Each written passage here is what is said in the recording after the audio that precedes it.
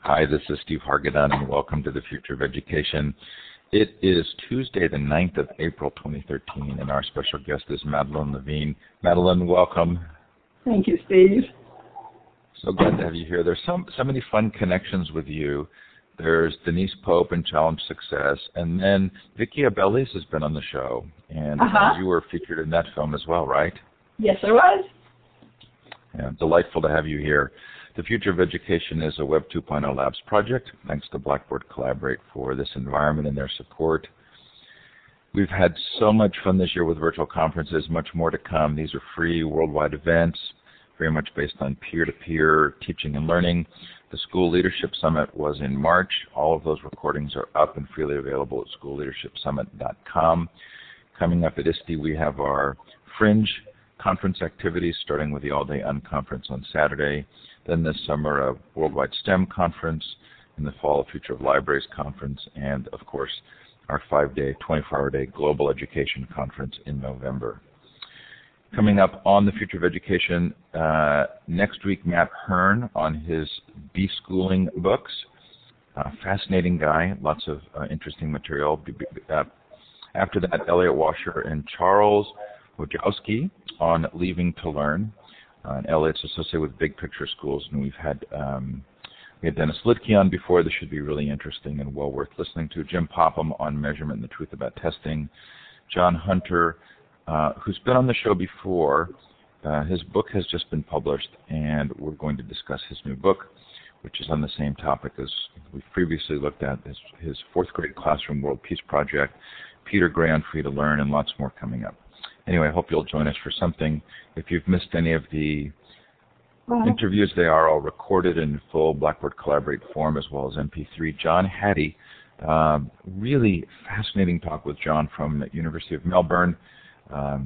Great look at meta-studies, a meta-study of meta-studies involving millions and millions of children and lots of data, and one of the most intriguing and interesting ways to come to many of the same conclusions we'll talk about today. Michael Fullen, Yang Zhao, Adam Bessie, Jay Cross. Anyway, lots of material there, hopefully something worth listening to. This is a chance for those of you in the studio audience to indicate where you're participating from. Look to the left of the map for a star icon. Click on that twice and click on the map. This is going to blow you away, but I'm in rural India at a school for children of leprosy-affected parents with a really good internet connection.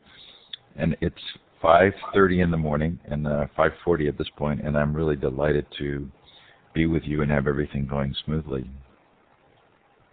Feel free to put a note in the chat. Let us know the time, the temperature. Yes, I actually went to a leper colony yesterday and helped clean wounds and replace bandages, something I thought that had probably disappeared from the world, and probably will at some point, but is still actually an issue, not just a health issue, but a social issue. And for those of you who know, I have vitiligo, the skin condition. It's often mistaken for leprosy, and that's been kind of part of my longer-term interests in this particular cause.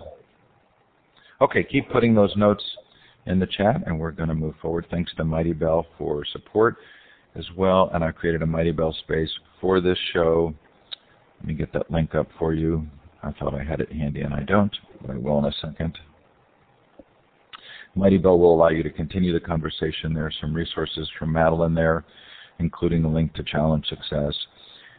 And here you go. That link is in the chat, and it's also in my blog post. Oh, wrong slide there. Hang on.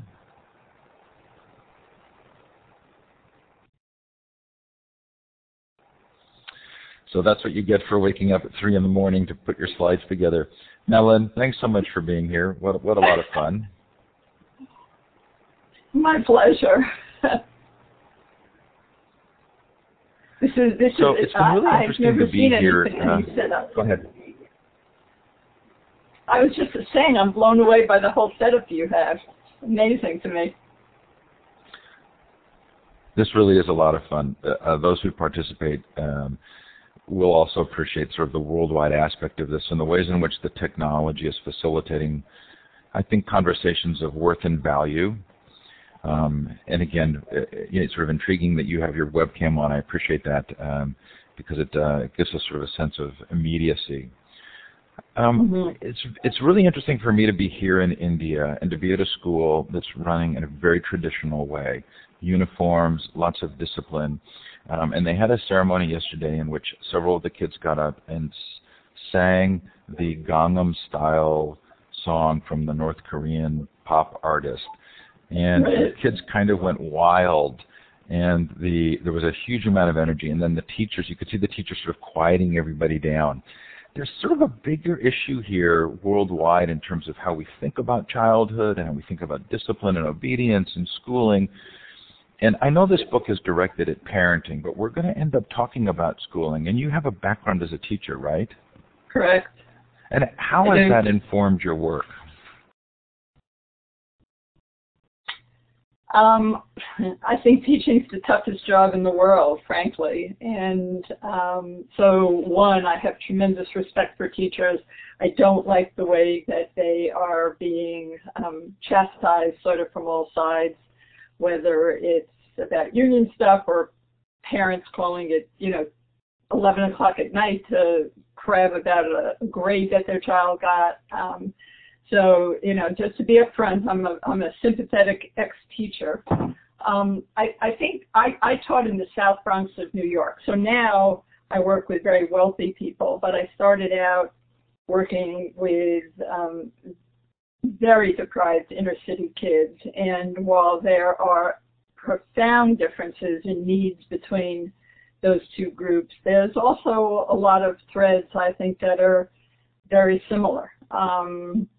And I'm interested, we tend to bifurcate rich and poor kids, or, smart kids and not so smart kids, or talented kids and not so talented kids. And, frankly, my experience, both as a teacher and a child and adolescent psychologist, is one, yes, kids are profoundly different, but also that they're profoundly the same in terms of what they need to thrive, which is basically an acknowledgement of their uniqueness, not necessarily you're so special, which I think can be problematic, but certainly every kid is unique with unique talents.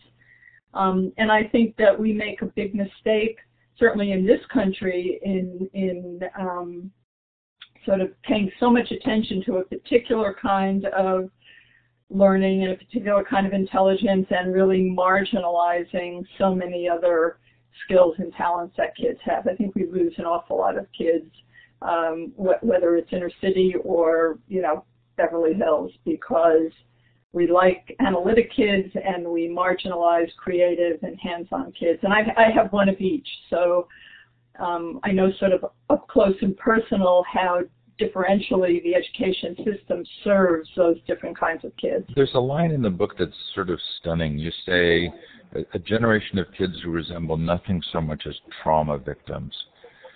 How did The Price of Privilege, your previous book, kind of shift your gears in terms of thinking about your own work and what you would focus on?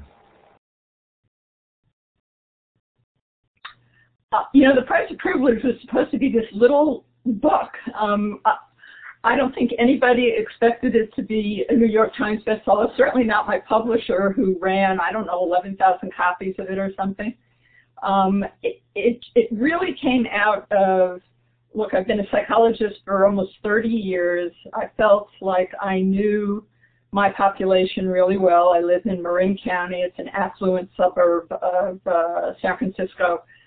And there was no question to me that I was seeing a change in my population, and a change that was much harder to identify. When you're in psychology school, making the diagnosis, learning how to make the diagnosis of depression in teenagers is not hard. There's a list, right? Not interested in school and poor hygiene and all these kinds of things. But those weren't the kids I was seeing. The kids I was seeing actually were functioning reasonably well, and we just finished a study at Stanford that showed that kids who are kids who are actively suicidal, having active suicidal ideation, are having no decrement in their grades, which is, quite astounding. If you're that depressed, you would expect kids not to be doing as well. But I think there's a whole generation of kids who have simply learned how to look really good in spite of whatever's going on with them, who have a highly cultivated surface and very few internal skills. And I thought I was just talking to those kids. But, the popularity of the book made it really clear that this kind of the race to the top, which is an expression I don't like, there's not much room at the top, that this earlier and faster and better and more is not serving any kids. It's disengaging them from learning and impairing mental health. That's in a nutshell, that's my take about what our current education system, for the most part, is doing to our students. I was on a panel at a conference at Google and talked about the idea that schools leave most kids feeling like failures. And after the conference, a number of students came up who identified themselves as students who had been successful in high school and said, it's not just the students who are known to be failures or seen to be failures who feel that way, but we've never felt like we were really successful, even though we were able to check off all the boxes. So that's part of this, right? Right. Well, yeah, it's part of it. One of the lines that kids use all the time in the office here is, I'm only as good as my last performance, meaning that you're successful simply as long as you come home with an A. And, the reality is none of us want to be judged solely on our performance. We want to be judged on our character and our connections and, essentially our sense of self and who we are. And so even if you get an A in this particular kind of culture, it doesn't really do much, because the next thing you may not get an A, and then you don't get the kind of admiration. And for these kids, it's this kind of constant infusion of external appreciation and admiration that keeps them going, which is very problematic, because they never learn to self-soothe. They never learn to feel better because they go inside and, learn to meditate. You're in India, learn to meditate, learn to breathe, learn to self-soothe, learn to run around the block. They don't learn any of those kind of basic coping skills. They're constantly looking for the outside to justify them, and they know that they're always at risk. And so Carol Dweck's work, right? This whole idea that if all of your I caught her name earlier. If all of your strokes come from outside, you're much more vulnerable. You're much less likely to take risks, which ultimately means you perform poorer at a task than somebody who is just truly engaged and enjoys, the work itself. I think one of the things that I sort of stunningly appreciated about the book was the parallel you draw between the lives adults live and their children's lives. And we'll go into kind of the modeling and the ability to actually have a healthy life yourself. But there's also this degree to which the parents' lives seem to reflect the same sort of shallowness and stresses that the children are having in their school lives. What's the connection? Well, what's the connection? Kids model and learn their values and their way to be in the world from the people that they're closest to. So, you said early, Steve, that we would be talking about children, and while it would seem that I write about kids, and I certainly do, I really do think the issue is with adults, with our willingness to sort of forego values for this superficial kind of accomplishment. I just spent the whole day seeing patients. And, what I hear over and over again is this unbelievable level of anxiety about how kids are going to function in the world, which is, always been the purview of parents. We want our kids to go out and function well in the world. But the misunderstanding about what functioning well in the world actually means, it can be absolutely mind-blowing to me.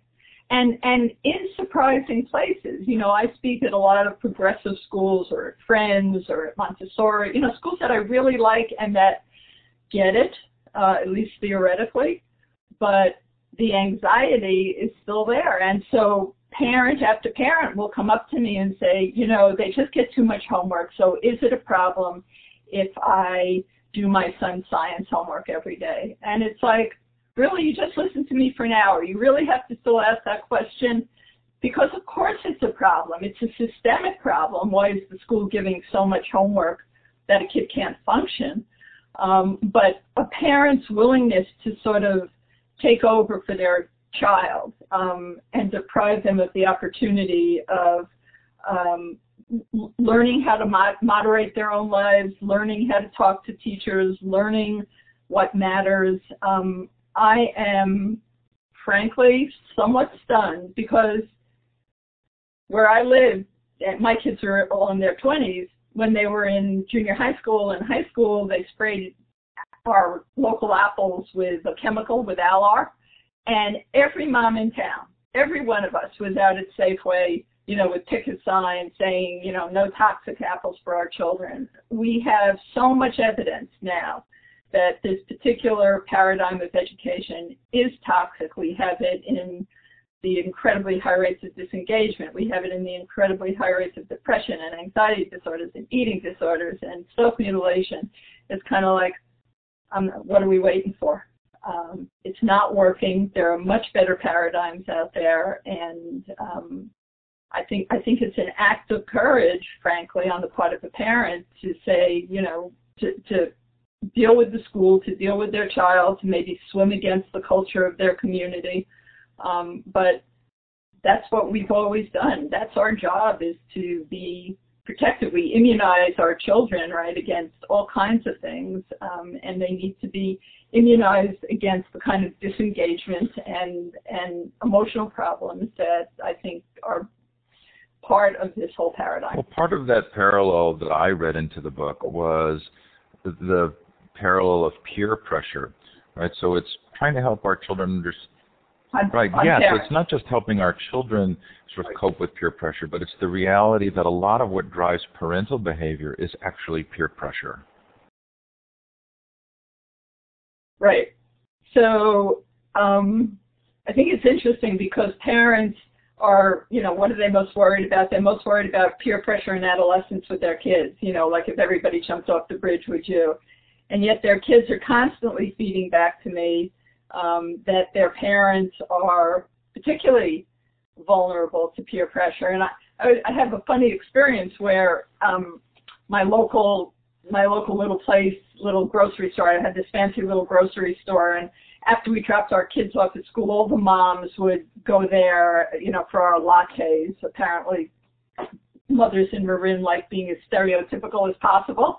So we would all go for a latte, and I would go too, and I would just kind of stand and listen to the conversation, which was all about how extraordinary everybody was, and their children were great, and they didn't know which Ivy League school to go to, and there was no fighting in the house, and it was like, you got to be kidding, because I'm seeing half of those children, and they're not fine. But I think that particularly in affluent communities, that any sign of vulnerability is seen as a sign of weakness. So if you say your kid's not doing well, that you don't do that because it's a sign of weakness. It means you're not as good a mother as you should be. And so there is the very thing that I think women in particular need to get through the childbearing, raising years, which is a sense of compassionate community, is missing. Well, and if you look, yesterday I was just kind of walking around looking at the bumper stickers on cars in my neighborhood. And I have kids. I have one kid who went to a prestigious school, and one kid who went to a good school, and one kid who went to a very non-competitive school. And so I had all three of those bumper stickers on the back of my car because I think there is some sense of community. But as I look around the neighborhood, if it's not Cornell or Brown or Yale or Harvard, it's not on the bumper sticker. And I think that's just kind of the way it is in a community like this, that you don't risk showing the vulnerability of having a, quote, average child. I was scheduled to give a talk many years ago on the average child in Marin County, and I can pack an audience pretty well, and I had absolutely nobody show up. So apparently there is not a single average child in the entire county. This is so interesting to me because I want to posit something, and I want to get your reaction to it. So this difficulty that the adults are having in kind of managing their own peer pressures, and then this unhealthy reliance on their own children for status and meaning, and the inability to think past these things to deeper core values in the long view of what they want for their children. Is it possible that we're in a little bit of a catch-22, that our schooling doesn't do a good job of supporting that kind of independent thinking? So parents grow up and they're not good at independent thinking, and so then they sort of conform to expectations. Have we gotten ourselves caught in a larger cultural trap?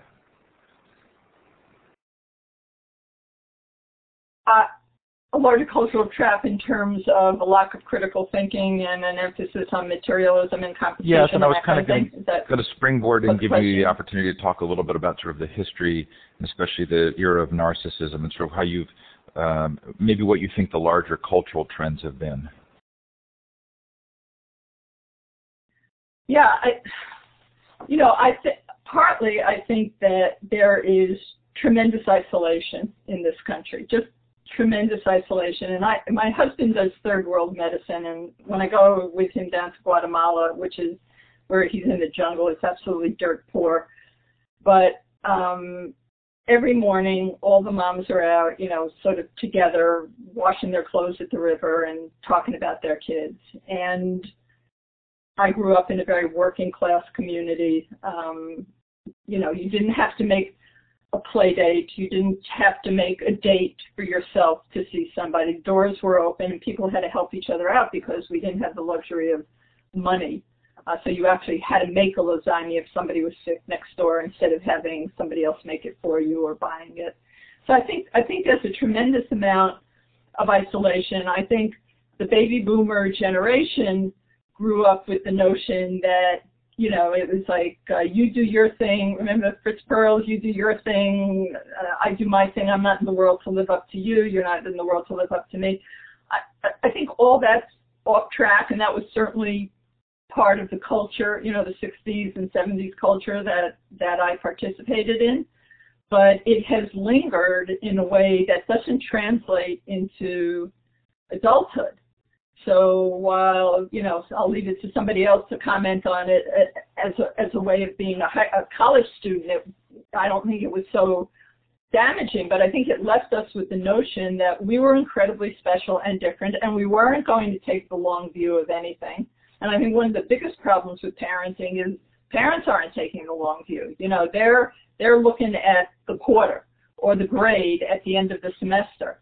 And, I can tell you, having kids grown up now, you don't want to be doing that. You want to be thinking about your kid at 25 or at 30 when they get married and they have their own children and they become contributing members. So I think we were very short-sighted, very narcissistic, and then you had the self-esteem movement, which came in and said everybody is incredibly special. And they totally missed what special means in terms of child development, because self-esteem actually is a protective factor for children. We want our children to have self-esteem, but not the kind of self-esteem that was popularized kind of in the 80s, which was, I was in a preschool the other day, and I'm watching this mom walk into the preschool with her, 4-year-old, and they're walking across the floor, and the mom's like 6 inches behind the kid, and she's like clapping her hands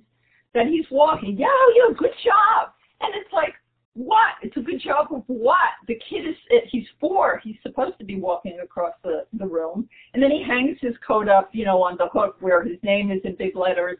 And it's good job, James. And it's like, No, that's not what self-esteem is about. Self-esteem is not about doing what you're supposed to do or you're expected to do.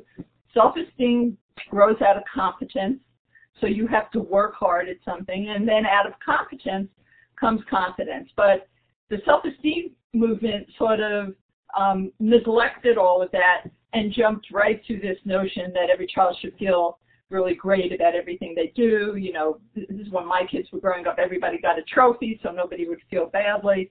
And it completely missed the developmental aspect of kids have different things that they need to accomplish at different developmental stages. Young kids have to learn self-control so they can go to kindergarten and not hit anybody, and then you have to learn how to make friends, and then you have to learn to be interested in stuff, and then you have to learn how to be intimate. I mean, there's just a whole bunch of things that kids have to learn how to do in a reasonably predictable sequence. And instead of us as parents being able to tolerate the mistakes in that, the falling down in that, the lack of confidence, and then allowing the child to get up and do it themselves again and again and again until they get it right, we come in too early. We think, it's a bad reflection on us, and we want our kids to look good because it means we've done a good job. And it's absolutely, frankly, ass backwards. We do a good job when our kids actually can fall down and get up again, not when we're constantly holding them up. So it takes a fair amount of emotional maturity to have that long view as a parent. It seems like it takes even more emotional maturity to adopt your strategy of establishing your own interests separate from your children. Right? I mean, even my wife and I have been married 25 years and have read many parenting books and participated in all these good discussions. I told her the laundry story that you tell in the book, and then the Saturday soccer. Yeah. And I'm not even sure we really agree. Right. Like, what's the appropriate balance for spending time involved in your children's activities versus spending time doing things independently so they see that you have a life and are independent and are personally satisfied? How do you get to that place of emotional maturity? And could we even think of that in the context of teachers and the emotional maturity to be supportive of their own interests in that same way? Yeah, I think so. And, let me start by saying, look, it depends on the age of your children, and it depends on the kind of children you have. So given that as a caveat, right, you're obviously much more involved and need to be with a 4-year-old than you need to be with an 11-year-old. Their need for protection, and you don't take your eyes off the 4-year-old when they're young because the world's a dangerous place. But it's not as dangerous as people act now. I saw Dan Pink was on your list of people who've spoken, and I just spoke recently with Dan Pink, and we did this thing about at what age would you let your child roam freely around the neighborhood, And I'm so naive. I started asking people how many, raise your hand if you would allow them to go around the neighborhood at 8. Well, nobody raised their hand at 8 or 9 or 10 or 11. And then at 12, we got 11, 12, 13. We got people saying, yeah, I would let my kid take their bike around the neighborhood at 13. And, the average age of sexual intercourse in this country is 16. So it strikes me as bad judgment to only allow 3 years between letting your kid ride around the bike and putting on a condom. I mean, there's a whole bunch of things that kids need to learn.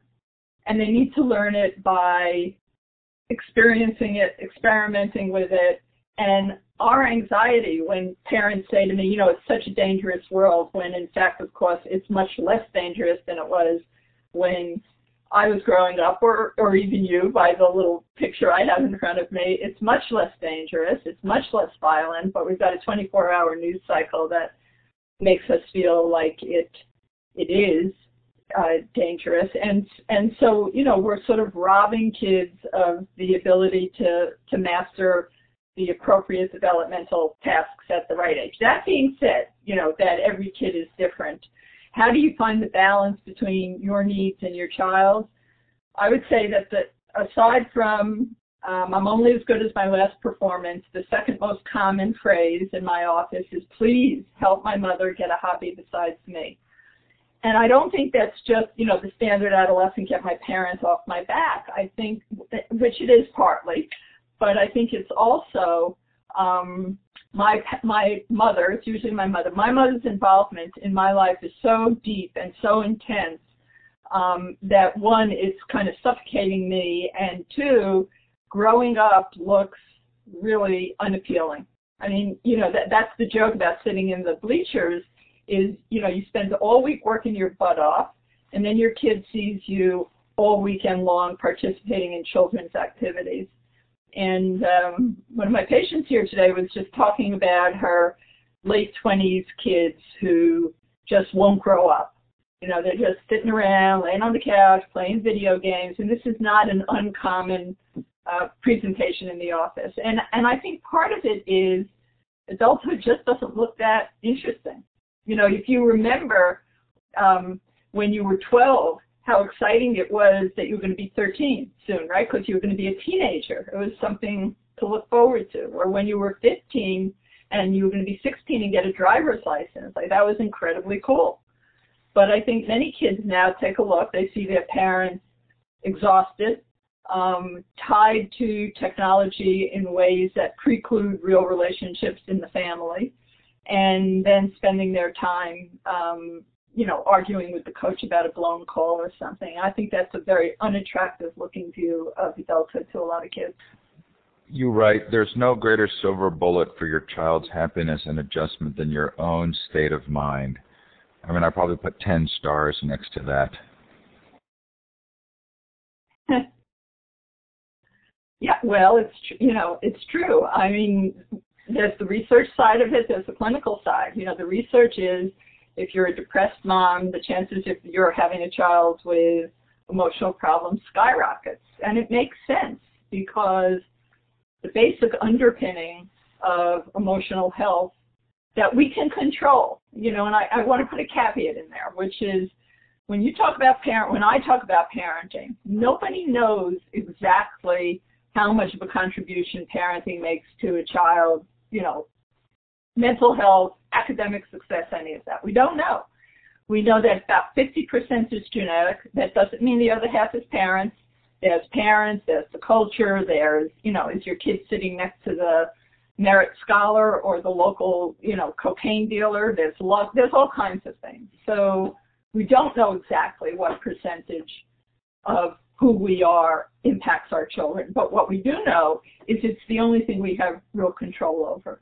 So whether it's 5% or 45%, it's the part that we can control. And so the research is if you yourself are depressed or have a very conflicted marriage or substance abusing, the odds of your child having emotional problems skyrocket.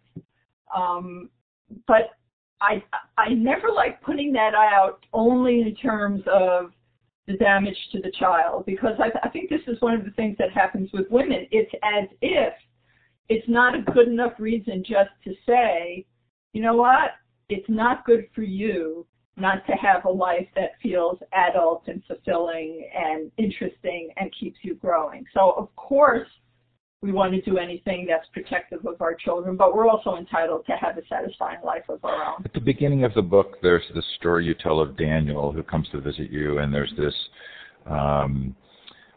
emotional maturity to Daniel I think he's a senior in high school, and he's thinking about colleges, and his dad sort of emotionally reacts to a specific school. And I read that story in two ways. One was sort of deeply impressed with Daniel's maturity, and at the same time thinking, this is often hard for parents who to think that the child could actually be thoughtful and independent. And is some of this just about control?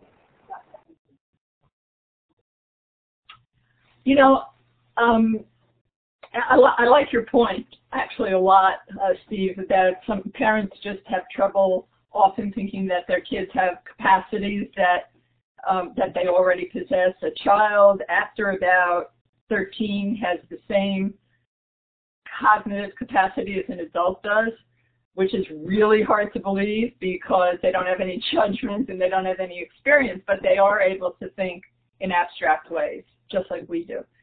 So I think often, you know, Ned Hallowell uses the Ferrari with bicycle brakes. You know, the impulsive part of them is way ahead of the thoughtful part of them, but they can think. They can think logically. They can think abstractly, and when they put their mind to it, you know, they're reasonably good at thinking through a problem. I think that in that story, just like in every story like that, there's a backstory, and the backstory there was that Dad was one of 4 children. 3 of them went to Harvard, and he didn't get in. So, by God, his kid was going to make up that narcissistic injury for him by getting in. And that would sort of take the cloud that had hung over him his whole life. And I think we all have things like this. Often when I talk to parents, I'll talk about those moments when we all sound crazy. Maybe you don't, but most of us do.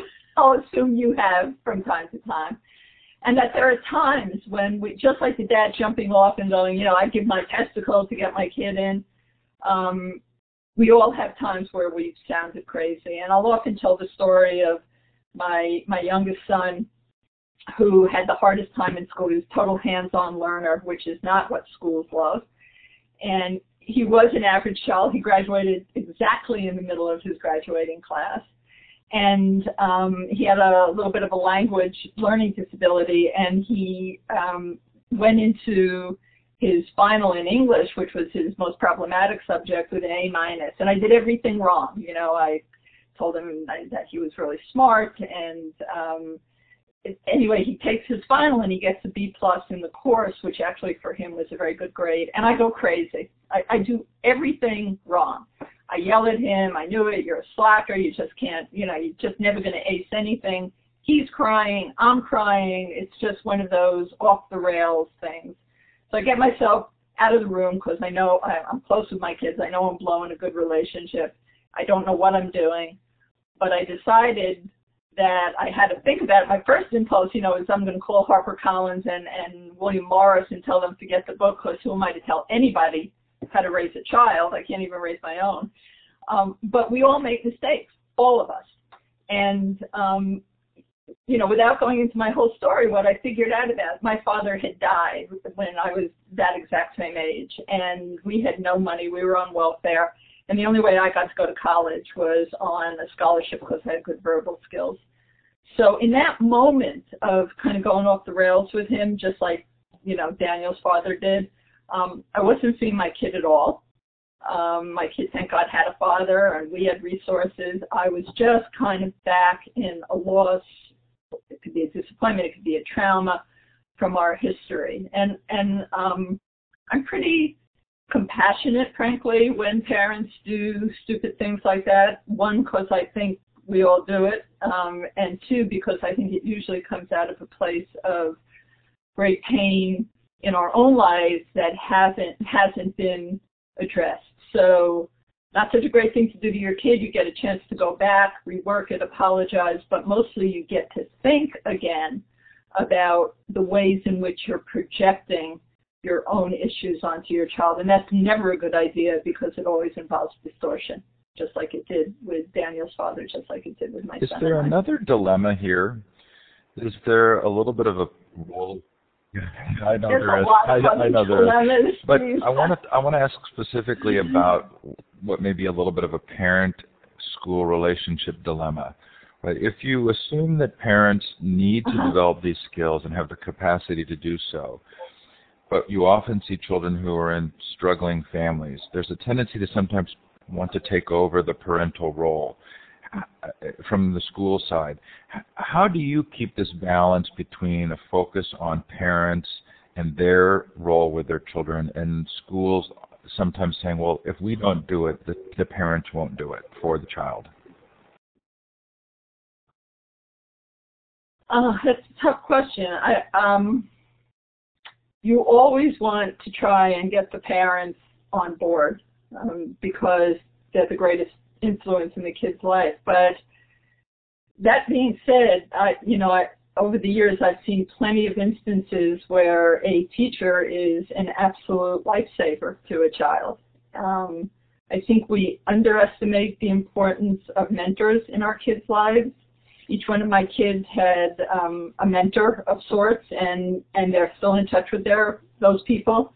And they had a good home life.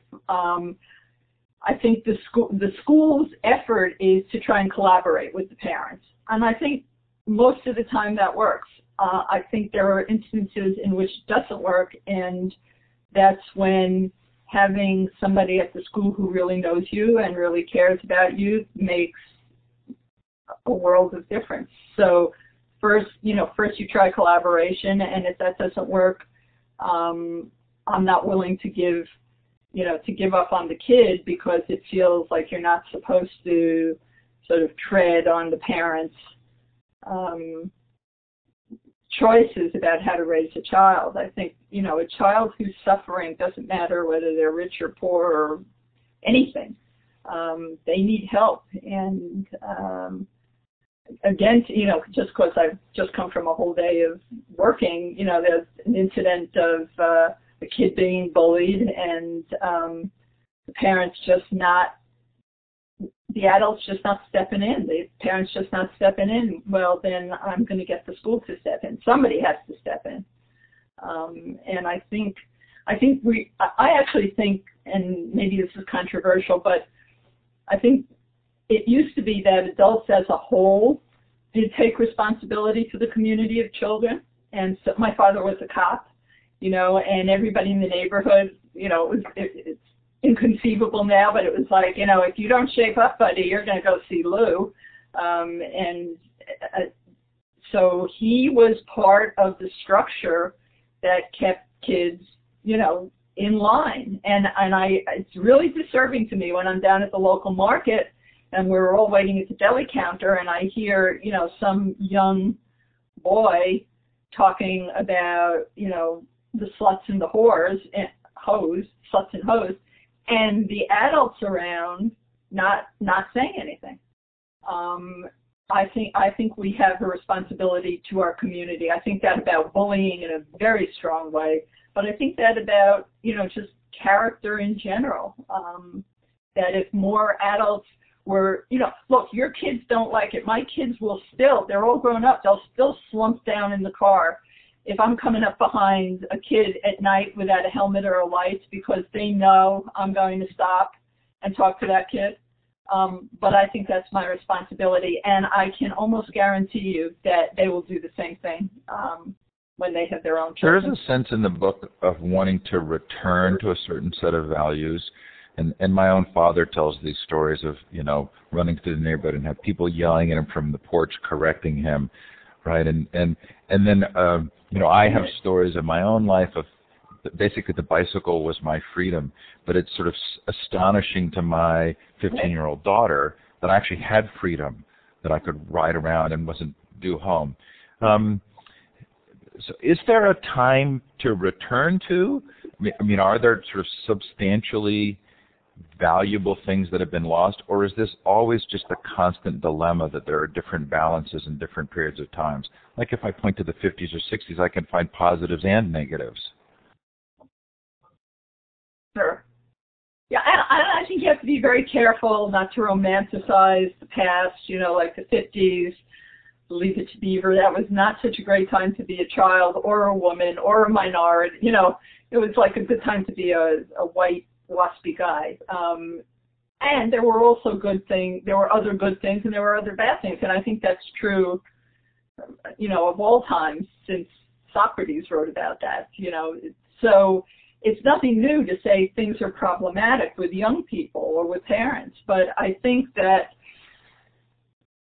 what kids are missing now, which is this basic kind of foundation, a sense of, what I call a sense of self, that can be pretty irreparable in later life. And so it's not that I think that there's some bad behavior and it'll go away the studies on at least affluent kids, they started with kids in like the 7th grade and found that they had all these high rates of emotional problems. And we all thought, frankly, that that would end. They'd get better. Like maybe they were having trouble for a while, but they'd get better. And then we found that their rates of problems went up in the 9th grade. They had double the rates of depression as the general population. Well, we still thought they'll get better. And then the 12th grade, they had triple the rates of problems.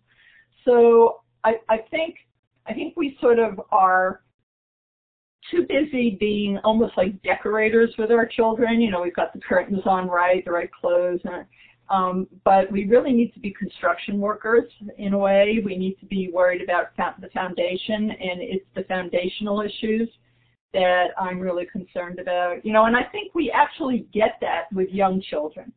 So, for example, if you have a toddler and that toddler takes a few steps and falls down, and you go, come on, honey, get up again, and they take a few more steps and fall down. And, we don't say to that child, you're going to be flipping burgers the rest of your life if you fall down again. We sort of know that the child has to fall down 10, 20, 30 times in order to become a competent walker.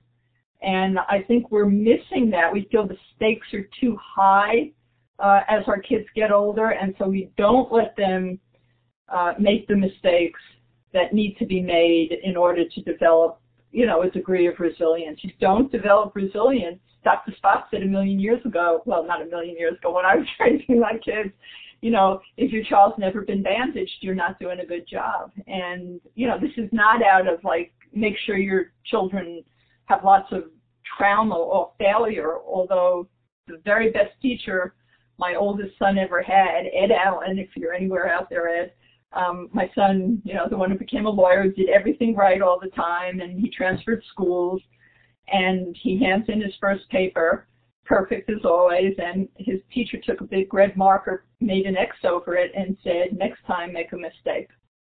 And it did not change him in, substantively, but it made him aware that there were people out there who were just as interested in his taking chances in pushing himself than they were in him being perfect all the time. It was a great lesson, something we still talk about. So, my worry is not sort of this surface trivial worry about they're smoking the wrong dope or, it's taking a little longer to grow up. I think it's a very basic issue of not having resilience. And whenever I speak, Steve, I ask my audience, how many people in the audience have not faced a loss, a death, a separation, a financial reverse? And it's nobody. Everybody hits those tough things in life. And so will our children, as painful as it is to think about. And if they don't have a sense of self and some coping skills, they're in for a lot of trouble. The book has, in the back, activities and exercises for parents and families. Where have you seen communities or schools make progress in this area? Is there a particular way that you feel is valuable to approach this as a community?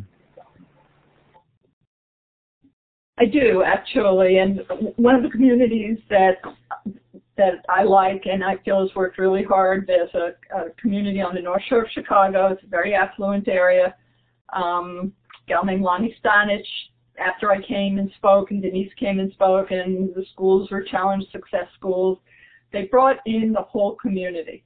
Not just the teachers, not just the parents, but anybody who was interested. So the school janitor was there, and the guy cutting meats behind the counter was there, and they worked as a group on what the community values were going to be and how they could implement them in their different roles. And I think that that's been useful. I think they've made some real changes, and I've taken that model that they developed and brought it to other places.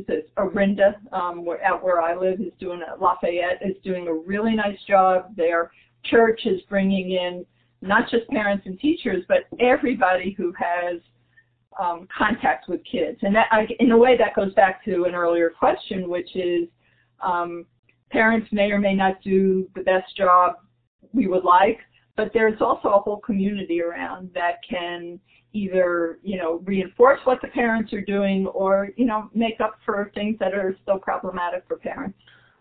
We can kind of close with this final question, and it's come up several times on the show. It feels like there's a moral imperative here, right? The way that we're treating students, that there's a fairly small tent for success, and a lot of kids feel like they're not in that tent. Is this a moment of real significance, and is there a moral imperative from your standpoint? Do we really need to change this? Absolutely. If we don't, it's not just, you've got educators saying this, you've got psychologists saying this, you've got the business community saying, probably a third of my speaking is to major corporations in this country. Why? Because they feel like the kids they're getting just aren't capable of doing the kind of work that needs to be done. So on the most pragmatic level, we don't have the resources for all this, the mental health needs. The state of California is in a state of crisis at the UCs because they can't meet mental health needs, and the business community says we can't use these kids. They need too much reinforcement and attention. So from every angle, it's not working. And I think it is our job as adults to say that it is that it's the next generation, that has to be able to move forward. And if they're not able to move forward, it's not just a joke of some kid coming home and laying on the sofa and playing video games and smoking dope. That's a real issue, and nobody wants that for their children. So I think we have what you call a moral imperative to do some really deep thinking about how we attach ourselves to our children, whether or not it's the most useful way, and what we're doing to help them grow into, I call it the 30-year plan. 30 years from now, is your child going to be a contributing member of society? And in order to do that, they have to have a whole skill set, and they have to have a really robust sense of who they are. Madeline, thank you so much. That was really delightful. Madeline Levine on her book, Teach Your Children Well, Parenting for Authentic Success. Thanks, everybody, for being here. Thanks, Madeline, for figuring out the audio on your computer. Coming up next week, Matt Hearn on deschooling, and Elliot Washer and Charles, I'm not even going to try to say his last name, on Leaving to Learn. Thanks, everybody. Take care. Bye now. Bye-bye.